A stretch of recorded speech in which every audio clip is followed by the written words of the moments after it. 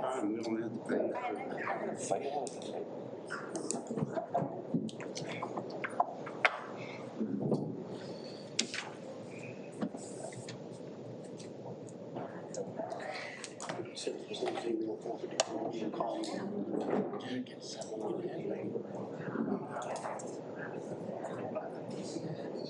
And we get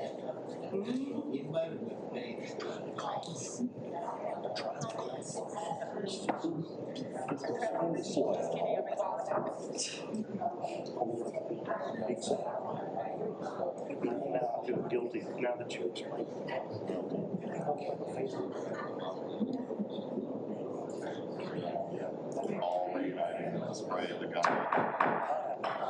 Good evening and welcome to the City of Montgomery regular City Council meeting for June 23rd, 2026. It's exactly 6 p.m.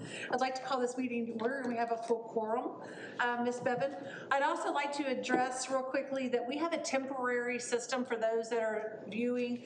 We had to take our camera down and send it out to get repaired, so we are down to one camera, so apologize if it's not coming across clearly on YouTube. With that, I'd like everybody to please stand for their invocation.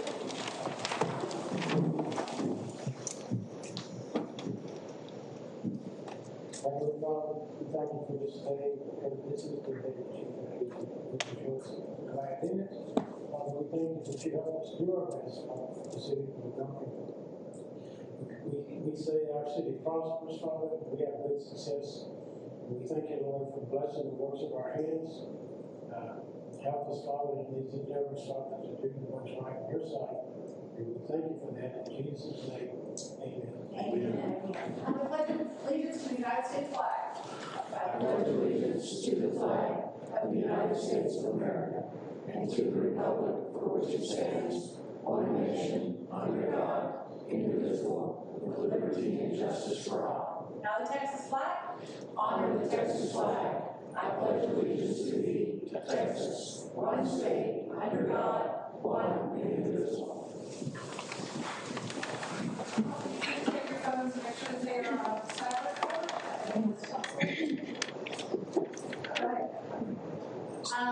First up on our agenda is the citizens' comments. There are two this evening. The first one is from Ross Johnson. And if you please come up, Raleigh, that would be really good. Thank you for being here this evening. Thank you, Mayor, Council, City Administrator, for giving us a few minutes to update you on what we're doing with the first Lone Star here in Montgomery. We've really had quite an exciting time since the first one we did. Debbie here is just doing an outstanding job. It's unreal. Best I know at this point, she can address that more. I think we are at full capacity for the 4th of July. Everything is falling into place. It's just amazing the local people, store owners and such, that are excited about this. We have a gentleman coming in, which is the first. He's actually bringing in we're calling it a kid zone. What that will be is he's setting up a location. It will be for kids, for exercise, health. I believe he's going to have 2 people there showing kids how to do pull-ups, sit-ups, whatever they got to do, along with all the other festivities. We thought about it. With a lot of kids there, parents need a place to sit. One trip this morning to McCoy's, they're bringing us 4 picnic tables for us to use. So they're bringing that, they're donating that to us. It's just amazing. Brancher's daughter has gotten on board. They're closed that day, as well as Liberty, Antiques. They've offered all their parking for us to use, anything we want to use. So it's just pretty amazing what's going on, and the vendors that are coming in for this event. We are, I believe, to the capacity. Bounce house, we're bringing in an 18-foot water slide. The kids park zone, 60-some vendors. It's going to be a full day. So we provide provided a sheet for you to look over to kind of see what we've got laid out right now. There are a lot more vendors calling as we speak. I've had 3 today, Debbie's had several, so we're now really sitting down to see what we can do from here to then. The best part of it is that we needed to get this out to the public. Visiting with local people in town, they didn't even know about it. So we thought about that long and hard yesterday. So what we're gonna do is K-Star will be posting starting Sunday 5 times a day about this event, and they will be on the radio live 5 times a day from starting Sunday all the way through July 4th. So we can get this out to the general public of what we are actually doing. So we're pretty excited about it. It's just been an amazing journey so far. We haven't even started. So Debbie, if you want to run through anything, questions, she's got everything lined up and knows exactly what's going on. So if any questions or anything, comments, throw them at her. So if you notice, this is basically our setup. So all I did was take what the city was doing and build on it. So we have 8 different food vendors, over 60 actual product vendors. Again, we're utilizing the community center for a baked goods area. We're taking over the city. We're just taking over. That's just what we're doing. We have parking, the appropriate parking in place, and all the people that are and everyone's so excited. I just got off. I was in the parking lot talking to somebody before I walked in. Everybody's excited to be here. I can't get off the phone. I just can't get off the phone to take any more calls. Any questions that you might have on this? I mean, great job. I put everything in here, so surely there's something that will be of interest to everybody. So, and they're all local. They're all of our local business owners. So. Truly appreciate it. Good, thank you. Thank you. That's a lot of work. Thank you. Great, thank you. All right, next up, Sarah Countryman. The subject matter is the July 4th parade. So thanks to Ross and really and everybody stepping up, the town stepping up to provide this 4th of July experience for America's 250th birthday is so much appreciated. Unfortunately, there's a big Facebook post, social media post going that I undid the parade. I did not. It was always hosted by the chamber. I found out in April that it was not happening. And the city did try to pick up the pieces and move forward. Unfortunately, it was just too late. So with that, what does it take? It takes a village, and it takes businesses that want to invest in the city and want to see something like this continue. And this will allow us to give us runway to see what next year looks like, July 4th. However, this year, it's gonna be one big birthday party, and we appreciate all of your hard work. There's a lot of resources that go into throwing a party like this or even putting on a parade. So not having those resources or having them in short order certainly is a challenge. So when there's extra hands on deck, we certainly appreciate everybody stepping up. So thank y'all very much for that. Okay, moving on. So presentation, number 5, presentation, Municipal Clerk's Office Achievement of Excellence Award by Ms. Gretchen Mercer. She is the president of the Municipal Clerk's Office of Achievement of Excellence. Hi, Mayor, Council, members, and staff. It's an honor to be here. As she said, I am Gretchen Mercer. I'm with the City of Canyon up by Amarillo, and I'm currently president of the Texas Municipal Clerks Association. Tonight I have the privilege of recognizing the City of Montgomery's Municipal Clerk's Office for earning the Municipal Clerk's Office of Achievement of Excellence Award from the Texas Municipal Clerks Association, State Clerks.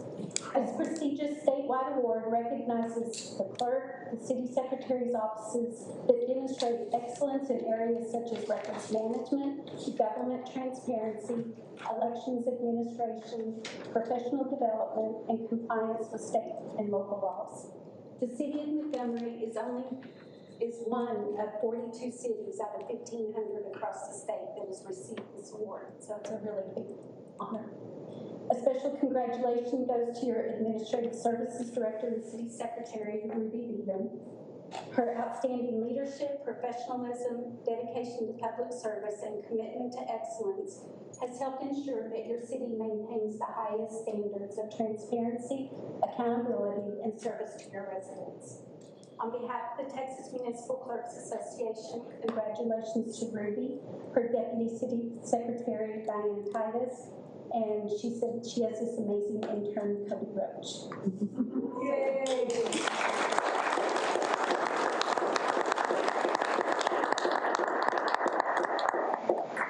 Congratulations, ladies. We strive for excellence every single day, and we appreciate y'all doing the same. And we would like to also show you a small token of our appreciation down if you'd come up. We'd love to present y'all with roses and take a photo with you. Thank you so much for working hard. Y'all had made this as a goal, and you achieved it. So way to go, all three of you.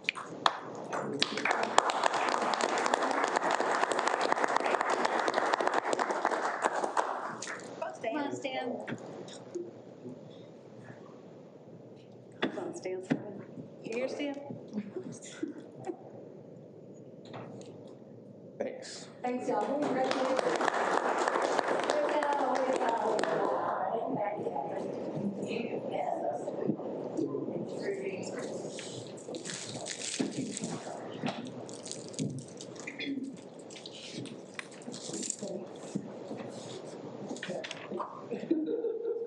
All right, next item on your agenda is the consent agenda. Item number 6, consideration of possible action on City Council regular meeting minutes of June 9th, 2026. Number 7, consideration of possible action on City Council workshop meeting minutes of June 15th, 2026.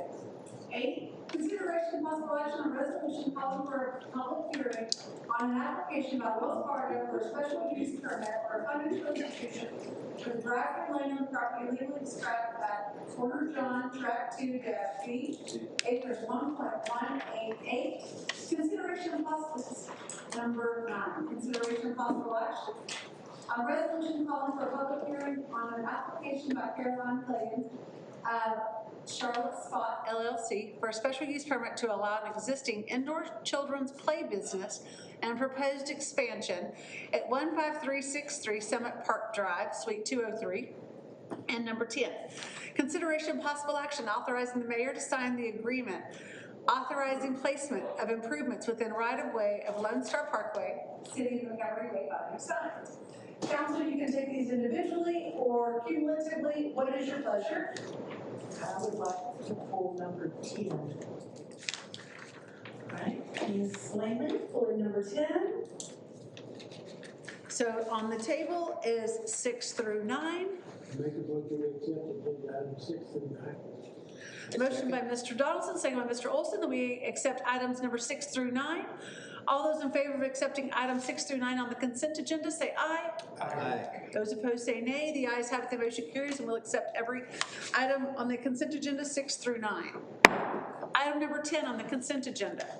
Consideration of possible action authorizing the mayor to sign the agreement authorizing placement of improvements within right-of-way of Lone Star Parkway, City of Montgomery Wayfinding Signs. Ms. Langley? Yes, ma'am. On Exhibit A, it is blank, and I would not know where the signs would go. This is your exhibit A. Explanation. And it was resubmitted this afternoon. This is it. So it's going on, worry about a 7? 007. Is the only county. And we're just looking to put a wayfinding sign there? Yes. Okay. We'll be back with more. There'll be more of these with TxDOT and the other ones as we add more and more. These are the ones we have agreement with currently. Let me ask you, if we ended up annexing the rest of that Lone Star Parkway, would we just Move the sign then to whatever? If it's in a good location, it would be our driveway then, and it would be a problem. We for the most part went back to where they originally were. We removed, some green signs and put those. True story. Okay.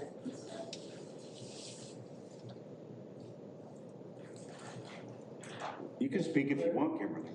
I'm just waiting I didn't to. mean to take. No, I mean, by all means.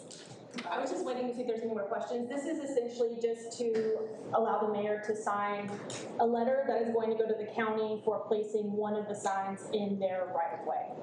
So that's all that this is authorizing. The exhibit was not included in the original agenda.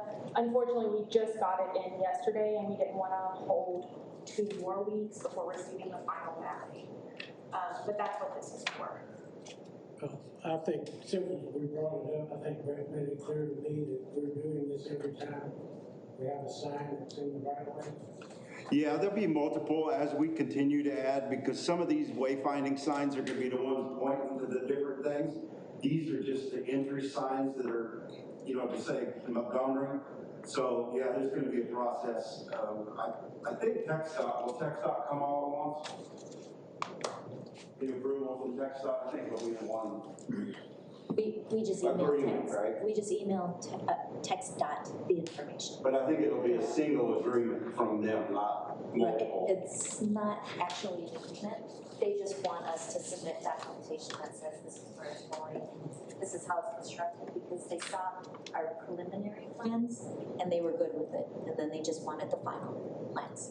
So just want information, there's no signatures or waiting 9 years to get something approved. Okay, cool. They're happy as long as we take care of that. Just I'd make a motion to approve 10. motion by Mr. Glazer that we approve item number 10 on the consent agenda. Seconded by Ms. Fox. All those in favor of approving item number 10 on the consent agenda, say aye. Aye. Those opposed say nay. The ayes have it, the motion carries, and we'll accept item number 10 on the agenda, consent agenda.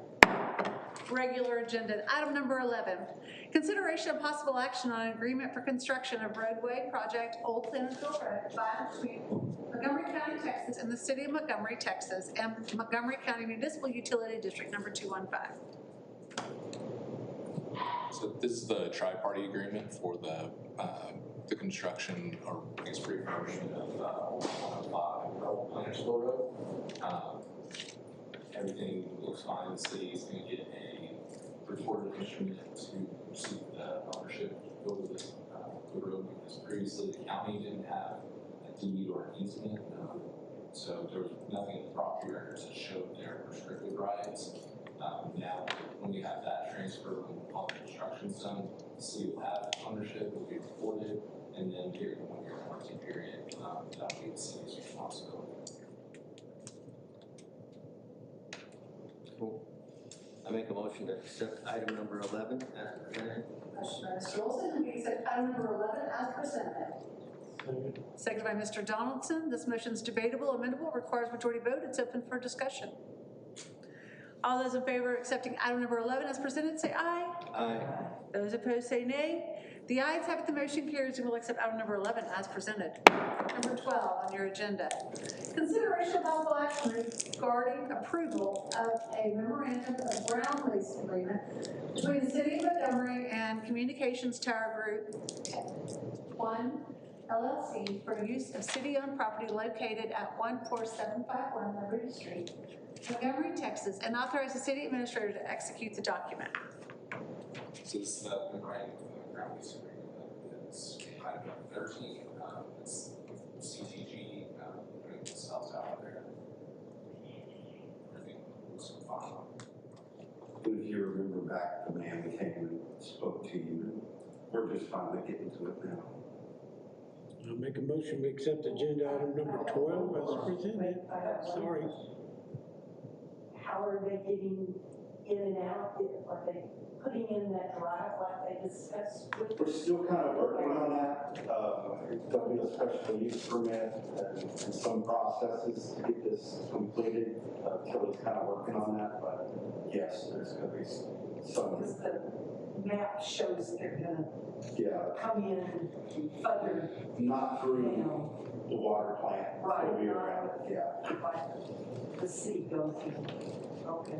And that avoids, there's an area that's a little muddy on the, it would go across a residence property. Right. So avoiding that there, they just wanted to do that big circle around to get to the area that sells out. So let's have to get any kind of easement in other parties. So it's around residential areas. Does it need to be around residential areas? So on the map, I'm sorry, I don't have the map in front of me on there. I just recall looking at it, talking with their attorney, instead of going through someone's land, it is moved to a different location where it's only going through city-owned property. I think he's talking about the property south of it. There's other residents that are around it as well. Do they need to be around residential areas? They're far enough away from everything. I mean, I talked to them at the about it, they're pretty savvy on everything. When they say far enough away, what is that? So just there's no setback from where the tower is, everything where it's, all where our rails, guide rails, or lines that support the tower, they can, everything like that. Cables, yes, the cables will be on the leased property? Yes. That's what that is. Okay, because it's 100 feet tall, so those are some really wide, broad cables.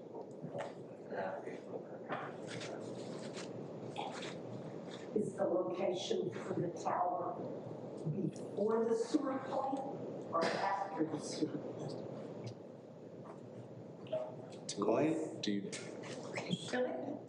They're going to go through the development process. So first of all, they can't go through the sewer plant because DCEQ guidelines require that the sewer plant be secure. So they won't be able to go through that way, but we will look at other options for them to be able to access that. They will be getting a special use permit. They will also be getting variances because of that. But this is a monopole, so it's not like the heavy duty tower type of thing. It's a monopole. The guide wires aren't going to be exactly as long. It will just be really tall. But they will go through the development process for this. But is it, when I would come off of 149 and go up to the sewer plant, where is the tower located from that location right? The sewer Is it plant to is the yeah, the sewer plant is to the north, so it is southwest of the sewer plant. Is there to be vegetation removed for this? There'll be some slight grading and there'll be some slight And why are we vegetation. doing this state parking lot? We haven't approved it yet. Well, again, that's the goal, but why would the city want to do this? Because it is tall. Yes. I mean, is it 250, 100 feet? 150? Yes. So the big advantage is that there are, do you call them dead spots throughout the city? And this is the best location that cell company was able to determine would cover a larger area for the city. So it isn't AT&T, it isn't T-Mobile, it isn't Verizon, but it's just the tower service where they would put that tower in, and then the cell companies would attach their whatever those things are called. Multiple cell companies are able to use this. So are they leasing the property from us or buying the property or buying the, what do they do? How much money are we making on this? What do we do? 1,500. Yes. So yeah, that's the main side of it. That's what I'm asking. It's the side that we're on now, just the grant. So the other question I have is that the radius on it is only 100 foot, but the pole is 150. So on the drawing, if the pole tips over to the, I want to say the south, it falls onto the private property.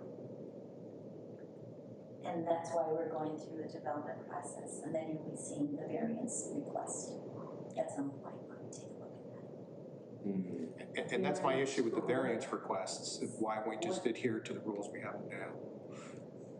Again, I know we're getting ahead of it because you're the messenger, I get that. So, Well, food for thought. that's why it's taken so long to get to this point.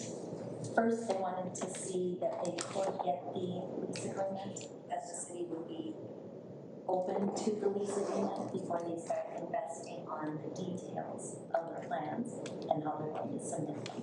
But they will be going through variance requests because we are looking at the distance from residential structures, not only residential property line, but also residential structures in that area.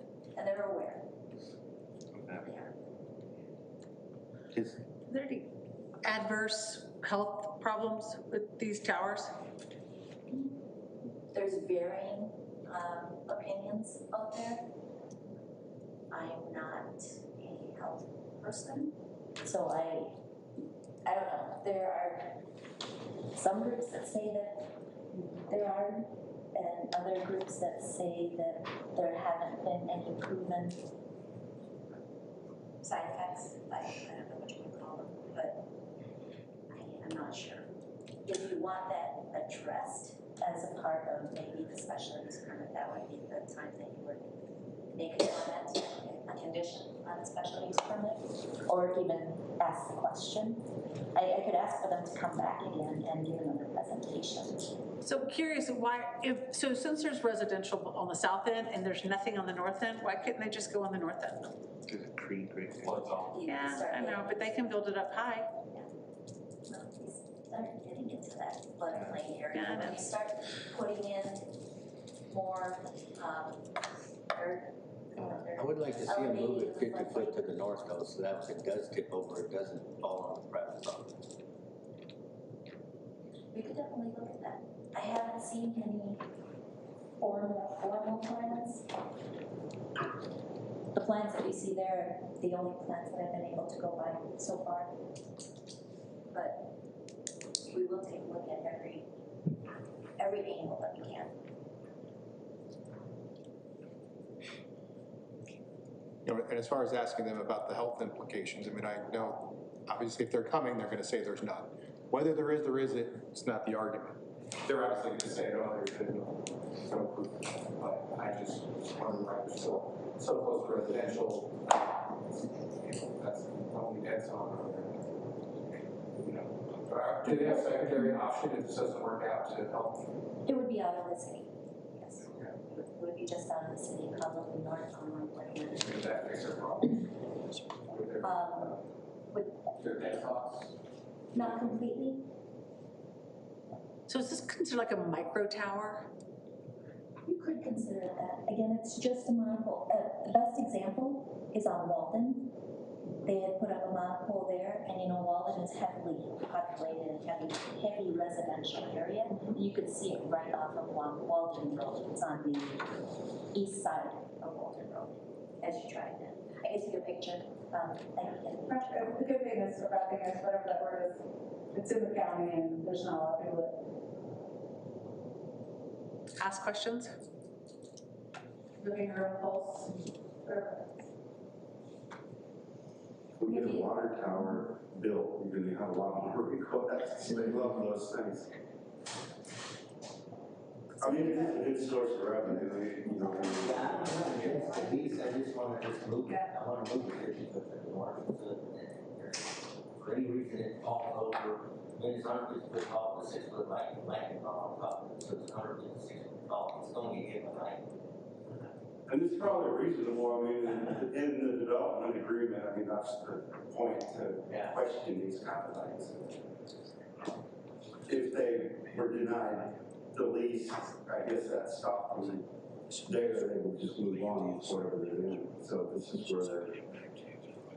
Yeah, I don't have any reasons to let it like this place, if it falls on the city property. Would you like for them to come back and address your concerns? I think that's a great idea. Okay.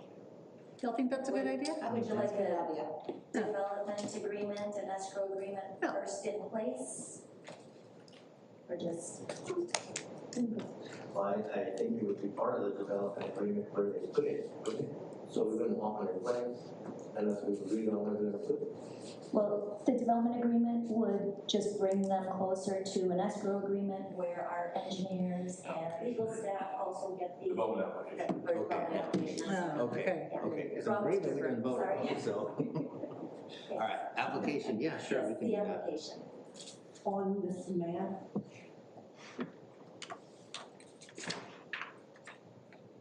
I don't see where, the way you get into the sewer plant, it looks like you're gonna go across the land that they're on, is that right?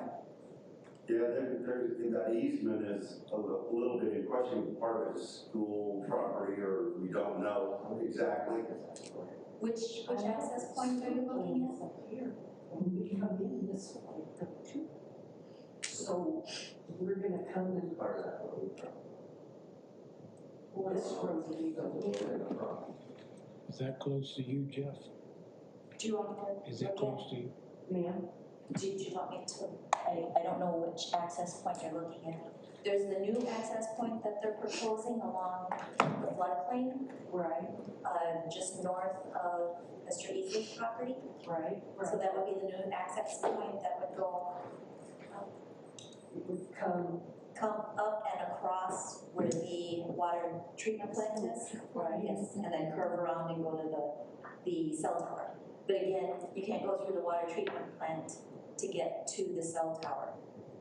That has to stay secure. but it looks like they are. No, their question On is this the road, map. the road from the water treatment plant crosses their road, is that correct? It just crosses this? So the kind of just to back up a little bit, the issue today is getting this in place so they can feel confident enough that they can move forward with the development or development process. Still have to go through formal civil review, still have to go through permitting and rezoning, or not rezoning, but variances, requests, special use permits has been stated.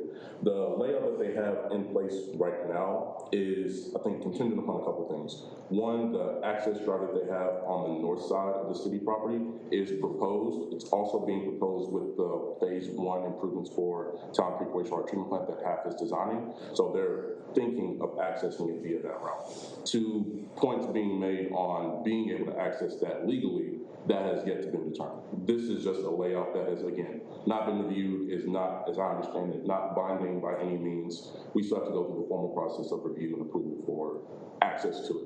And so they could be accessing it from the existing drive, they could be accessing it from the drive that is being proposed by HAF. There would just have to be certain protections for the city, fence, barrier, et cetera, that would be installed prior to.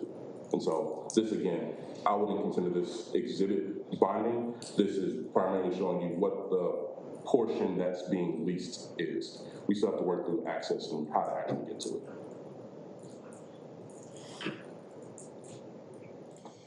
Is this tower gonna be camouflaged? Was that a plan, or was that? We did mention that during our pre-development call with them a few months ago, and so they are aware that that is a concern, the visual aesthetic of having a 150-foot tall tower in the middle of a residential area. So they are keenly aware of that, and that is, I would imagine, what part of the variance request will be going through, is looking at their options for providing that visual barrier to residents.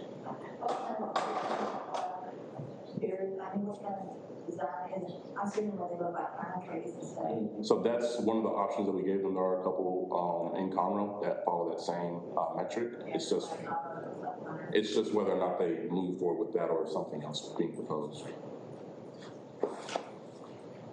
Okay, are we pushing this only for year that they asked and it's just part of the process, or is this something that you represent the city, you're trying to push to these needs?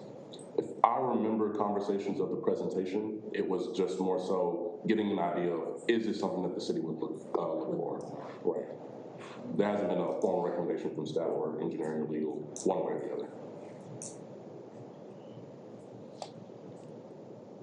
I mean, for me, I think with all the concerns and I don't know about the health things, conspiracy or not, whatever, take either side. I don't know why we need to put it in residential when we can still have plenty of empty places in the county. The city's not that large, and there's other towers and they can reach, so, It's not on my bucket was 1,800 a month, or that one? 15. 15 a month. there's other ways the city. Can't find finances. That's the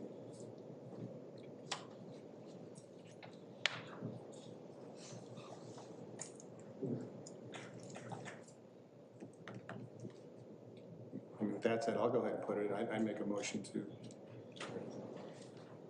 not approve, going forward, because I don't want to waste their time either. A motion on the table by Mr. Glazier to not approve moving forward on item number 12.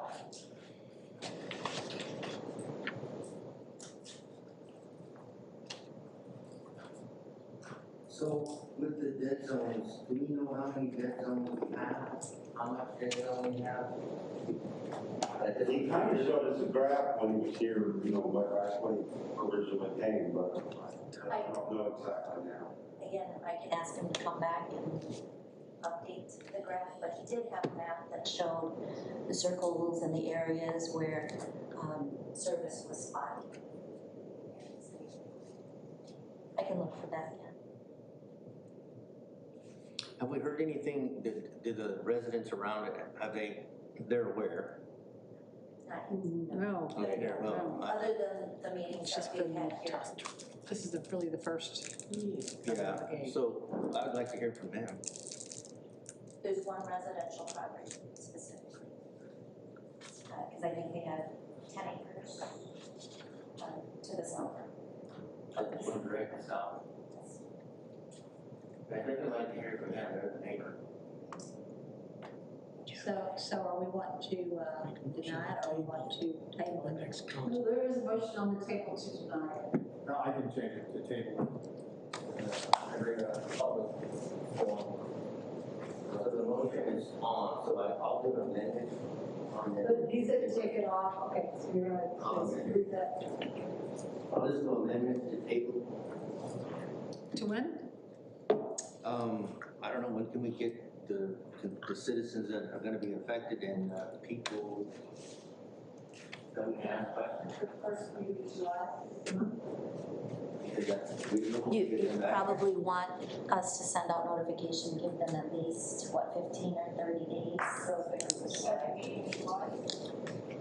Well, with the special, typically on a special use permit, they would go to the Planning and Zoning Commission. Planning and Zoning Commission would make a recommendation to you all. Then we would send out a 15-day notification, publication in the newspaper. But if you want this specifically to the addresses nearby, any distance Just nearby? the neighbors, so you get the RNA. Contiguous properties? Yeah, the contiguous properties. You're welcome. Yes. I can send out that letter, and do you want a 15, 30-day? 30? It's the second one. July the 28th will be our next 2 meetings from now. Do that. I'll send The it. motion to take that date. So for the amendment, that you bring this back on July 28th, bring the meeting. There's a motion on the table by Mr. Glazier that to not approve this. Mr. Olson seconded the non-approval with an amendment that states bring this back on the July 28th meeting. There's motion is debatable, amendable, requires majority vote. It's open for further discussion. All those in favor of not approving this and Bringing it back on July 28th, 2026, at city council meeting, say aye. Aye. Those opposed say nay. The ayes have it, the motion carries. And we will not approve this evening and bring it back on July 28th, city council meeting. Number 13, consideration and possible action regarding approval of a ground lease agreement between the City of Montgomery and Communications Tower 1 LLC for use of city-owned property for telecommunications-related purposes, and authorize the city administrator to execute the document. I'm just going to go ahead and state that there's no action here. I was just gonna table it and bring it back to 12. We'll just take no action and move forward. Number 14, consideration and possible action by the city council on the final plat for Land Star Hills, section 1, development 2404. Good evening, Mayor and Council. Today in front of y'all is the final plat for Lone Star Hill Section 1. The section consists of 90 single-family lots, and the plat is subject to impact fees totaling $430,920,000 for water and sewer. Developer has paid, dropped off the check for impact fees tonight, and provided the financial guarantee of all remaining infrastructure related to the development, or the section within the development. We have no issues. P&Z approved this at their June P&Z meeting, so now formal action from y'all is requested. Make a motion, we accept agenda item number 14 as presented. Moved by Mr. Donaldson that we accept item 14 as presented. Second by Ms. Cox. This motion is debatable and will require a majority vote, except for discussion. All those in favor of accepting item number 14 as presented, say aye. Aye.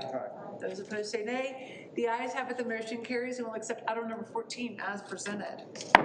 15 on your agenda, consideration of possible action on a variance request outlined in section 78-162 of the city's code ordinances for the Church of Montgomery development of 2501.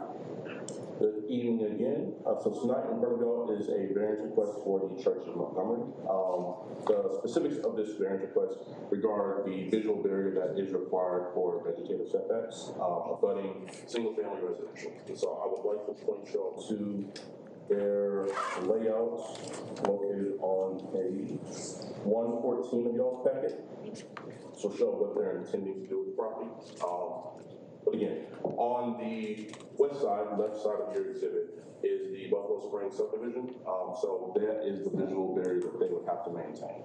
They're proposing essentially where you see parking for it to be bushes, where you see the building and everything else for it to be trees. That is a combination of the visual barrier. It's either a combination of fence and live landscaping or landscaping in the form of trees, bushes, shrubbery, etc. to provide that visual barrier. They're not proposing any reduction in their required landscaping or canopy. It's just relocating what was being proposed on their CD Stewart frontage to be on their backside frontage adjacent to the existing families. P&Z has seen this as well. They've approved or made a recommendation to approve the variance request as presented with no issues from them passing for the draw. I think it looks great. It's all the greenery on the streets so that it's got aesthetically pleasing eye driving by. And yeah, they are proposing a lot of vegetation. Even on their 4 acre of the overall 14 acre site, it is a lot of vegetation. Seems to be well thought out. So this is just for vegetation. Do we know what the parking lot, I see concrete pylons drawn in against the building. I don't see that against the vegetation setback in the fence. So that is, if you kind of zoom into the exhibit, you'll see some of the shrubbery. What they're showing or proposing are 6-foot tall shrubs that, again, are from the boundaries of the property or parking that would be visible to the residents on the west side. And so I'm more concerned about the concrete blocks that would stop them from driving through the bushes and the fence. there's a 5 foot from edge of parking stalls to shrubs. Again, Okay. that's not right on the shrubs, so I definitely understand your concern on that. And then even beyond that, there's a 25-foot drainage easement. So between fence, drainage easement, vegetative barrier, then parking, there is quite a bit of distance between home and potential cars.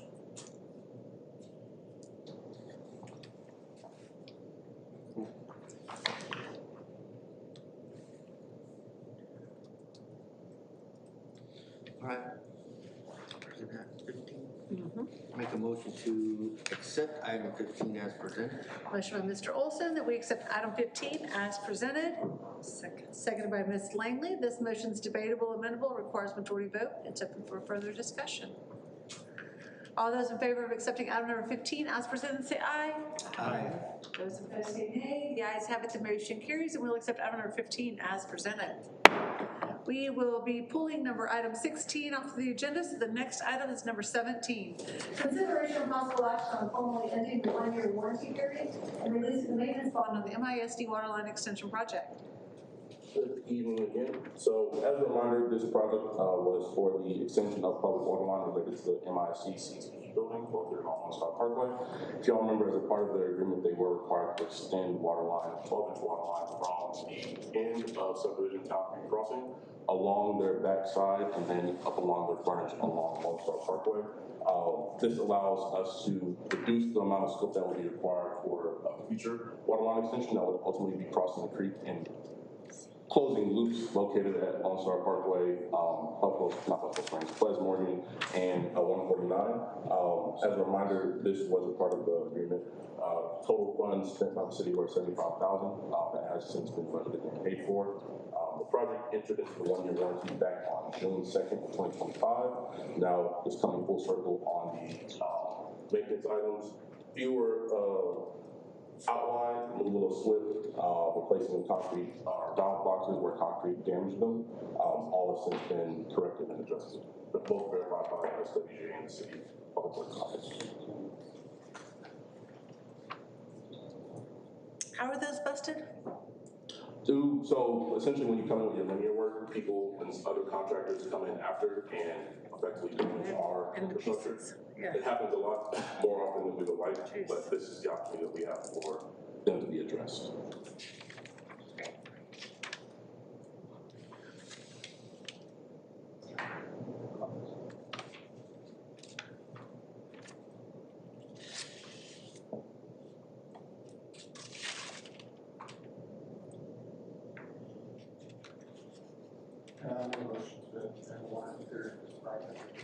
Motion by Mr.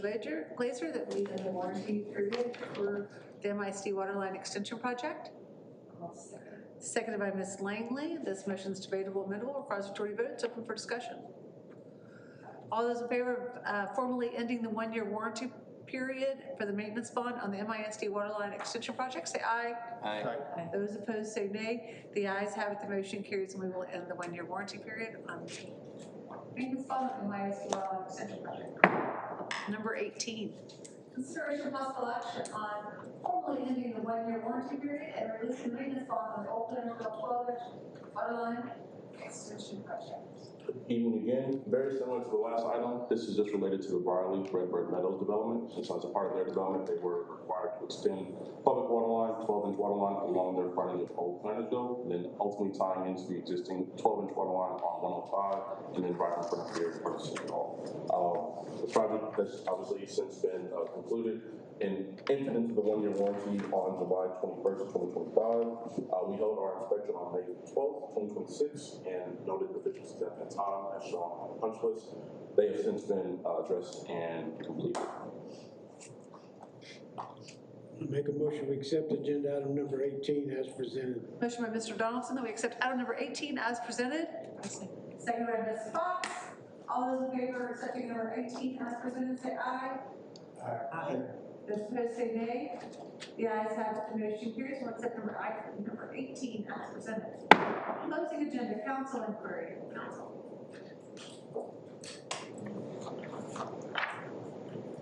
I want to say that I had a great meeting with TechStop, and I think you probably have to share the table and good job.